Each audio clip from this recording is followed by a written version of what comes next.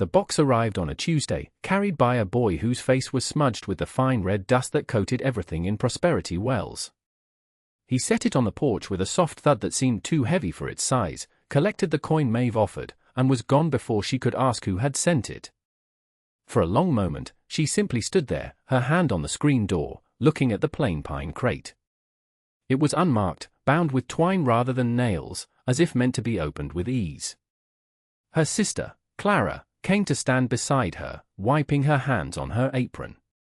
The silence between them was a familiar landscape, shaped by the shared geography of their grief. It had only been 3 months since the news about Thomas had come down from the mountains, a quiet report of a rockslide and a solitary man in the wrong place. There was no funeral to speak of, just a notice tacked to the town board and a few sympathetic nods from neighbors who had always considered her husband a strange and solitary creature, a man who spoke more to stone and seed than to people. "Who's it from?" Clara asked, her voice soft, always softer than the wind. "I don't know," Maeve replied. Her own voice felt rusted from disuse. She knelt, her knees protesting on the dry porch boards, and worked at the knot. It gave way easily. Inside, nestled in dry grass, were oranges.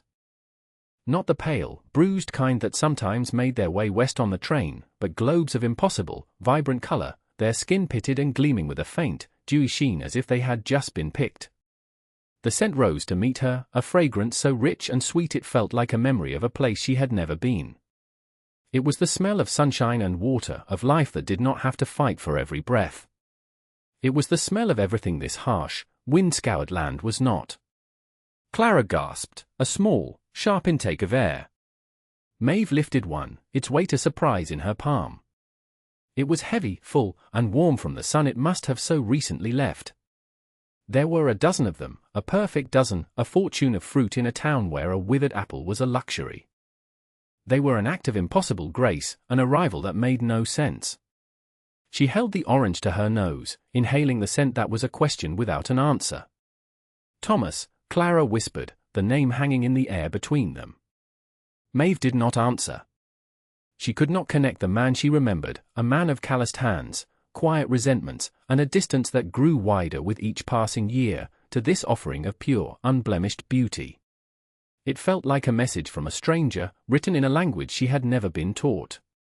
The meeting with Mr. Davies was held in an office that smelled of stale paper and settled dust.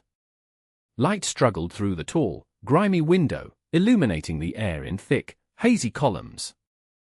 Maeve sat straight-backed in a hard wooden chair, her hands folded in her lap, a posture of containment she had perfected over years. Clara sat beside her, a nervous energy radiating from her that Maeve chose to ignore. Mr. Davies, a man whose body seemed to have been formed by the very chair he occupied, cleared his throat and peered at them over his spectacles. He had known Thomas, as everyone in town had, which was to say he had not known him at all. He had seen him, observed his comings and goings, and filed him away under the general category of failed prospectors and stubborn dreamers. "As you know," he began, his voice a dry rustle, "your husband, Mr. Thomas Reed, did not leave behind much in the way of liquid assets. This was not news. Thomas had pursued ventures that yielded nothing but more dust on his boots and deeper lines around his eyes. He had bought land nobody wanted, dug for water where there was none, and spent his last years mostly alone, chasing an idea he never bothered to explain. There is the matter of the deed," Mr. Davies continued, sliding a folded, yellow document across the polished surface of his desk. "It is for the parcel of land he purchased some years ago. The one up at the mouth of Red Creek Canyon." Maeve's heart sank, not with disappointment, but with a weary sense of finality. She knew the place. Everyone did. It was called Reed's Folly by the townsfolk. A narrow, vertical slit in the canyon wall, fronted by a quarter-mile of shattered rock and baked red earth where not even sagebrush would grow. It was considered the most useless piece of property in the county, a geological joke. The estate, such as it is, consists of this land. Nothing more. No savings. The debts have been settled from the sale of his tools. The words were delivered without malice, a simple accounting of a life's quiet failures. Maeve felt a familiar, bitter resentment rise in her throat. This was his legacy, a piece of worthless rock, a final burden. He had given her years of silence, and now he had given her this. She reached for the paper, her fingers closing over the crisp, dry edges. It felt like the deed to a cage. "What are we to do with it?" Clara asked, her voice small in the large, quiet room. Mr. Davies shrugged, a gesture that encompassed the entire town's opinion. "Sell it, if you can find a buyer. The railroad might want it for the rock, though it's a difficult claim to work. Frankly, ladies, its value is negligible." He leaned back, the leather of his chair groaning in protest. He spent years out there. Never saw him bring a thing back. Just hauling supplies in and coming back empty-handed. Maeve looked down at the deed. Thomas's signature was at the bottom, a jagged, determined scrawl she knew as well as her own. It was the signature of a man who held on tight. She folded the paper and placed it in her reticule, the gesture precise and final. She would go there, she decided. She would go see the place one last time, this monument to his stubbornness, and then she would sign it away to the first person who offered $1 for it. It was a duty, not a pilgrimage. It was the last thread connecting her to him, and she was ready to cut it. The journey to the canyon was a slow procession through a world bleached of color. The wagon wheels ground the red earth into a fine powder that rose in a cloud behind them, settling on their clothes, in their hair, on their tongues. Maeve held the reins, her gaze fixed on the shimmering horizon, her expression unreadable. The sun was a hammer, beating down on the cracked, thirsty land. To their left, the mountains were a jagged purple wound against the pale, indifferent sky. Clara sat beside her, clutching a small basket containing bread, water, and 2 of the impossible oranges. She had insisted on bringing them, a silent, hopeful counter-argument to the desolation that surrounded them. Maeve had not objected. The argument would have required more words than she possessed that morning. They passed no one. The track was little more than 2 faint lines carved through mesquite and stone, a path Thomas had worn himself over the years with his solitary comings and goings. Maeve remembered the sight of him returning, always covered in the same red dust that now covered her, his face set in a mask of exhaustion and something else she could never name. It was not defeat, not quite. It was a kind of fierce, private preoccupation. "Do you remember what Mr. Henderson said?" Clara asked, breaking a long silence. "He said Thomas was trying to dig a well through solid rock." "Mr. Henderson talks too much," Maeve replied, not taking her eyes off the path. "He said he was mad. Trying to find water where God never meant it to be." Maeve pulled gently on the reins, guiding the horse around a large boulder. Madness and hope can look the same from a distance. The word surprised her. She had not meant to defend him. She was merely stating a fact. She had lived for 10 years with a man whose hope was a private, unshareable country. He had invited her in once, long ago, with talk of soil and water and a life built with their own hands, but the land had broken his promises, and the silence had grown up between them like a wall. She had learned to live on her side of it, tending to the practicalities of a life that felt increasingly small and brittle. He had lived on his, out here, in the heat and the dust, chasing a dream she had long since given up on. She was not here to understand it. She was here to close the book. The air grew hotter, the silence deeper. The only sound was the creak of the wagon and the rhythmic clopping of the horse's hooves on the hard-packed earth. This was his world, she thought. A world of stone and sun and silence. It was no place for anything to grow. They reached the mouth of the canyon in the late afternoon. It was exactly as she remembered, exactly as the town described it, a brutal, inhospitable gash in the landscape. A wide, sloping fan of scree and shattered rock spilled from a narrow fissure in a towering wall of red sandstone. The opening itself was no wider than a doorway, dark and uninviting. It looked less like an entrance and more like a wound. There was no path, no sign of passage. It was a dead end. Maeve brought the wagon to a halt and sat for a long moment, simply looking. This was it. Reed's Folly. A testament to a man's profound and useless labor. She felt a wave of emptiness so vast it threatened to pull her under. All those years, all those days he had spent away from her, had been for this. For nothing. She stepped down from the wagon, her boot sinking into the loose gravel. The heat radiating from the rock face was like the open door of an oven. It was a place of endings, not beginnings. She had come, as she had promised herself she would. Now she could leave. Maeve, look, Clara's voice was a whisper. She was standing closer to the fissure, one hand resting on the warm rock. There is nothing to see, Maeve said, her voice flat. No, feel the air, Clara insisted. It's cooler here. Maeve walked toward her sister, her steps reluctant.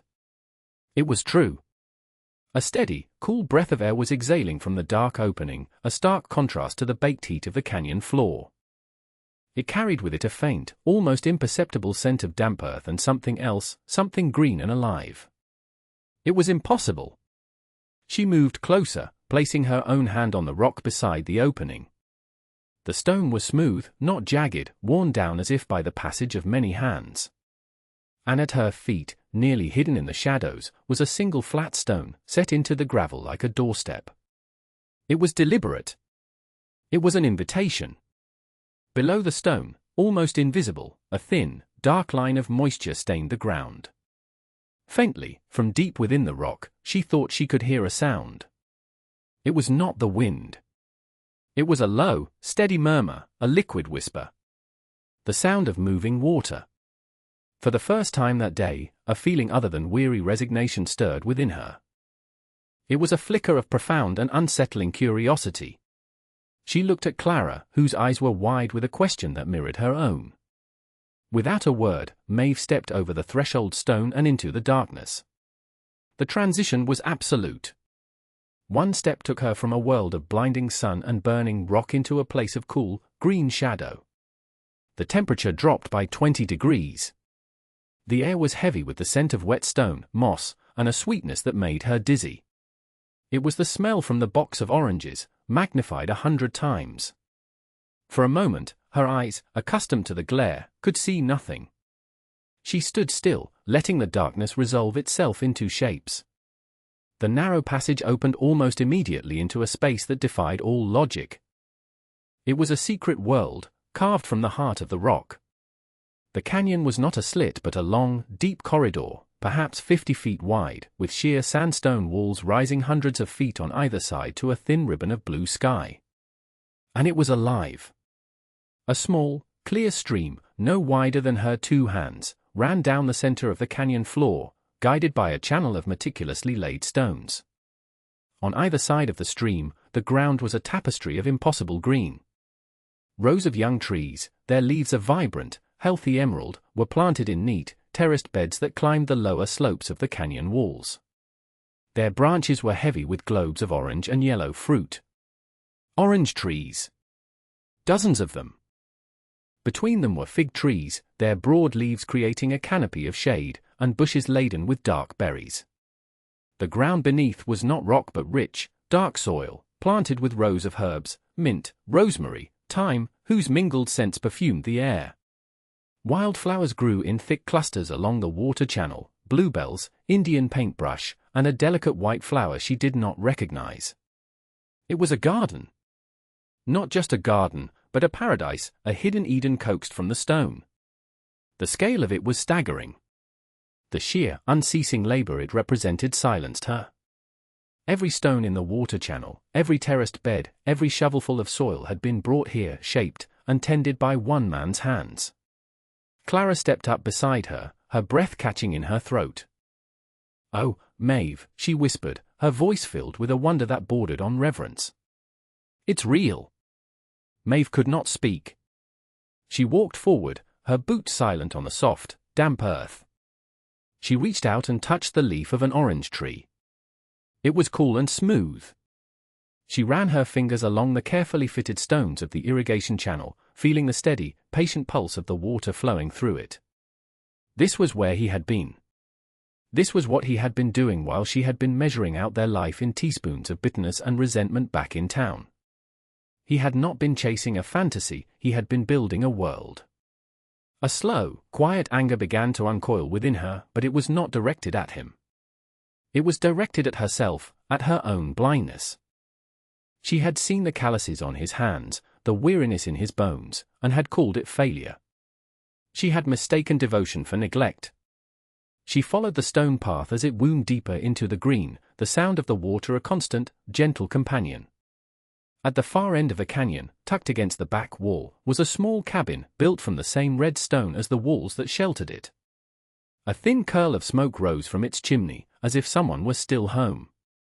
The cabin was a part of the landscape, its stone walls seeming to grow directly from the canyon floor. The door was made of smoothed pine, and it was slightly ajar. Maeve pushed it open and stepped inside, Clara following close behind. The interior was a single, small room, but it was filled with a sense of profound peace. A narrow bed was neatly made in one corner, a simple patchwork quilt folded at its foot. A small, efficient-looking stove stood against the back wall, a kettle sitting on top, still faintly warm. A sturdy wooden table and a single chair occupied the center of the room. On the walls, instead of decorations, hung tools, trowels, shears, a small hand pick, all meticulously cleaned and oiled, arranged with a craftsman's care. A set of shelves held jars of preserved fruit, dried herbs, and neatly stacked seed packets. It was a place of work and rest, a space stripped of everything but what was necessary and what was beautiful. There was no clutter, no waste. Every object spoke of purpose. Maeve ran her hand along the back of the worn wooden chair. She could almost see him sitting there, his large frame filling the small space, his hands resting on the table after a day of labor. This room held more of him than their house in town ever had. The house was hers, a place of order and quiet endurance. This cabin, this entire canyon, was his. It was the physical manifestation of his soul. She had thought him a man of few words, but she was standing in the middle of his life's long and eloquent sentence. He had not been silent, he had simply been speaking a language she had not known how to hear. He spoke in stone and water, in leaf and fruit. Clara moved toward the small window that looked out over the groves. He could see everything from here, she said softly. He could watch it all grow. Maeve's gaze fell upon the table. In the center, placed squarely on the scrubbed wood, was a small, leather-bound journal and a single, sealed envelope. Her name was written on the front in his familiar, jagged hand. The sight of it made her heart stop. It was a direct address, a word spoken after the speaker was gone. She reached for it, her hand trembling slightly. This was the key. The intellectual understanding of the place, the irrigation, the terraces, the sheer physics of it, was one thing. But this letter, this promised the why. She did not open it. Not yet. The weight of it in her hand was too much. To read his words would be to let him into the quiet, walled-off space she had built inside herself. It felt like a surrender she was not yet prepared to make. Instead, she turned her attention back to the practical, the tangible. It was a retreat, a defense. "We should check the water source," she said, her voice sounding strangely formal in the small room. And the rest of the trees. Clara looked from the letter in Maeve's hand to her sister's face, but she did not press. She understood that Maeve needed to walk the perimeter of this discovery before she could stand in its center. They left the cabin and walked to the very back of the canyon, where the stream emerged from a narrow fissure in the rock. It was a natural spring, a steady, reliable flow of clear, cold water that Thomas had expertly channeled into his system of canals. He had not dug a well through rock, he had found the lifeblood of the mountain and given it a path. They spent the next hour walking through the groves. Maeve touched everything. She ran her hands over the rough bark of the fig trees, crushed a mint leaf between her fingers, inhaling its sharp, clean scent. She examined the grafts on the citrus trees, noting the careful, precise work. He had been a student of this place, learning its secrets, its rhythms. This was not the work of a madman. It was the work of a patient and devoted scientist. She saw the logic in it, the years of observation and planning that must have gone into it. He had built a self-sustaining ecosystem, a closed circuit of life that took the one gift the canyon offered, water, and used it to create an impossible abundance. The sheer competence of it was what struck her most deeply. The man she had thought of as a dreamer, incapable of finishing anything, had completed a masterpiece in secret. As the sun began to dip below the canyon walls, casting long, cool shadows, they came back to the cabin. Clara had lit a small lamp, its golden glow filling the room. The letter was still on the table, waiting. "He made all this," Clara said, her voice full of a quiet awe that finally pierced Maeve's armor. For a reason, Maeve sank into the chair, the letter in her hand. The paper was cool against her skin. She was holding his last words. The fear of what they might say was a cold knot in her stomach. The sound of an approaching horse and wagon startled them both. It was an intrusion, a sound from the outside world that did not belong in this quiet, hidden place. Maeve stood quickly, a protective instinct flaring inside her. She went to the door of the cabin and looked out. A wagon, smaller and lighter than her own, was just pulling to a stop near the canyon entrance. Mr. Davies climbed down, followed by another man, taller and dressed in a city suit that looked absurdly out of place against the red rock. The second man's eyes were scanning the canyon, not with wonder, but with a cold, appraising stare. He was not seeing a garden, he was seeing an asset. Mr. Davies spotted her and waved, a self-satisfied smile on his face. "Mrs. Reed. I had a feeling you might be out here. Good news. I found you a buyer." He strode toward her, the other man following. "This is Mr. Albright, from the Union Pacific. He's interested in the water rights." Mr. Albright stopped a few feet away, his gaze sweeping over the terraces, the irrigation channels, the trees heavy with fruit. "Quite an operation your husband had here," he said, his voice smooth and transactional. "Ingenious, really. That spring could supply a rail depot for 100 miles in either direction. We'd be prepared to make you a very generous offer for the land and all that comes with it." The words landed like stones in the quiet air. They wanted to dismantle it, to pipe the water away, to turn this living, breathing place back into a commodity. They saw the water, but not the work.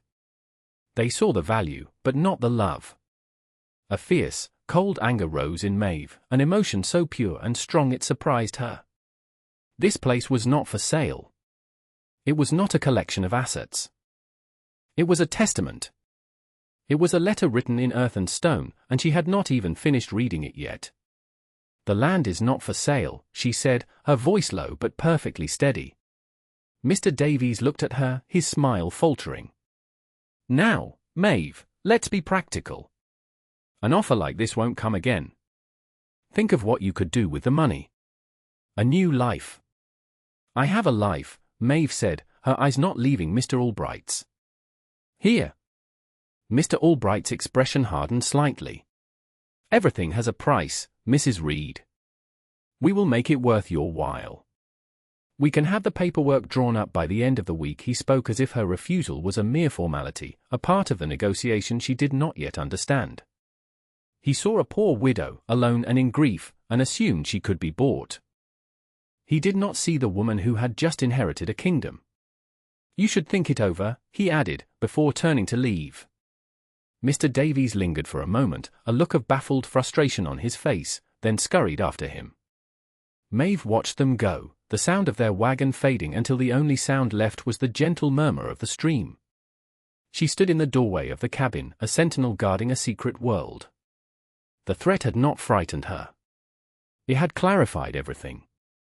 She knew, with a certainty that settled deep in her bones, that she would not let them have it. She would not let them erase him twice. That night, with the canyon wrapped in a profound and starry silence, Maeve sat at the small table by the light of the oil lamp and finally opened the letter. Clara was asleep on a pallet she had made near the stove, her breathing soft and even. The cabin was warm, filled with the scent of dried herbs and wood smoke. Maeve's hands were steady as she broke the seal. The paper inside was thick, and it was filled with Thomas's familiar, difficult script. She began to read. "My dearest Maeve," the letter began, and the simple, direct address was a blow to her heart. He had not called her that in years. "If you are reading this, then my work is done, and so am I. I hope you will not grieve for the man you thought I was, for that man has not been real for a very long time. The real me is here, in this canyon, in the earth and the water. I know I was not a good husband to you in the ways that matter. I grew quiet. I grew distant. The words dried up in me like a river in a drought. After we lost the farm, after so many years of dust and failure, I lost the right to make you promises. Words felt like lies. So I decided to build you a promise instead. I found this place by accident, following a trickle of water. It felt like a secret God had kept, and I knew it was for you. I wanted to build you a place that the world could not touch. A place of abundance, of beauty, a place where things grew without a struggle. A place where you would never have to worry again. Every stone I laid, every tree I planted, I did it with you in my mind. I imagined you walking here, in the cool shade. I imagined you tasting the fruit. This was my apology, Maeve. For all the lean years, for my silences, for the hardness that grew around my heart. I could not say the words, so I tried to build them instead. I hope you can see them. I hope you can forgive me for the way I had to do it. The box of oranges was meant to be the first of many. A way to start talking again. I am sorry I did not get to send the rest. It is all yours. The water, the trees, the cabin. It is your inheritance. It is my heart, laid bare at your feet. Do with it what you will. Live in it, or sell it. But know that it was, and is, my love for you, made real. Yours, always, Thomas. Maeve read the letter twice, her vision blurring with tears she did not bother to wipe away. They dripped onto the page, smearing the ink. A great, shuddering sob escaped her, a sound of such profound grief and release that it seemed to come from the earth itself. It was the sound of a wall crumbling, of a dam breaking. The resentment she had carried for years, the hard, protective shell of it, dissolved into an aching, overwhelming wave of love. He had not abandoned her. He had been working for her, always. His silence had not been indifference, it had been a long, patient prayer offered up in labor. She bowed her head onto the table, her hands clutching the letter, and wept. She wept for the years they had lost to misunderstanding, for the conversations they never had, for the man she had never truly known. But she also wept with a strange and painful gratitude. He had left her the most beautiful thing in the world. He had left her proof. The sun rose the next morning, its light pouring into the canyon like liquid gold. Maeve was already awake, standing by the stream. The air was cool and clean. She felt hollowed out, but also strangely light.